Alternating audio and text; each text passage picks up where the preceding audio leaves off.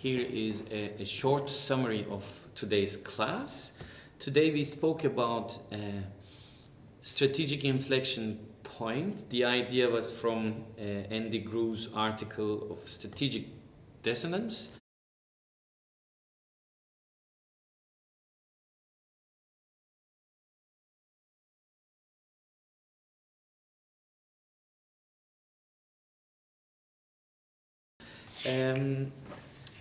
Just to remind, we initially talked about a story. The story was me using a strategy which helped me a lot at one point. Using that strategy in another environment was not that helpful. In fact, it was harmful to the performance. And remembered the idea of driving in United Kingdom with the idea of being a very good driver in Istanbul. And the same strategy that works in Istanbul didn't work in United Kingdom.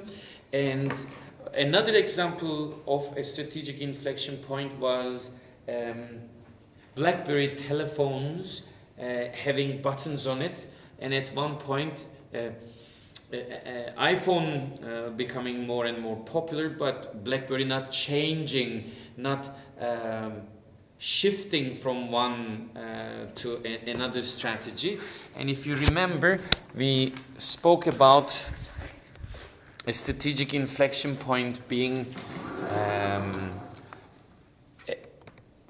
a way of conducting business can bring us to a success point, but if we do not change at that point this strategy, we can start to see reduction and profit losses. However, if we change strategy and realize the new condition of the market, we can move and shift towards a new success. If you remember, we spoke about Coca-Cola moving from soda drinks to health drinks. Through that, they changed the image and kept their revenues and profits high. Another example was, another negative example was Ericsson. They disappeared from the GSM market. Nokia was very similar. And Kodak, once they realized that digital technology was coming, instead of adapting to the new environment, they continued with what they did best, and what they did best was no longer required, and they disappeared. And in the class, some of our colleagues spoke about possible changing the industry that we are preparing ourselves in, or another student mentioned that universities may not be, the campuses may not be required soon because virtual reality will take over.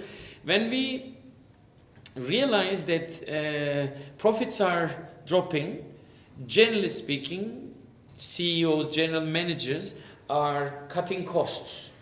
And cutting costs can show an increase in the profits. However, it's not necessarily a sign, a vital sign that we can rely on for the health of the organization, because perhaps the profit is not dropping, but the cost-cutting exercise will not last forever. That's one reason. And Andy Grove and Bulgerman suggested 9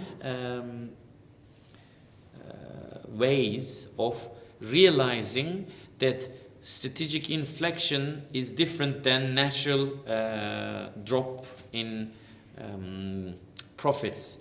And we spoke about making sure we keep our eyes on the dashboard and continue following these signals and not necessarily ignore any signals regardless of how experienced we are. I have uploaded 2 questions on LMS as our quiz for this week. I need you to finish it by end of Monday the 27th next week. I guess that's it for now. I strongly recommend you to read the article and come next week well prepared for the next week's subject, which you may again find on LMS as a reading assignment. Thank you very much and have a good week.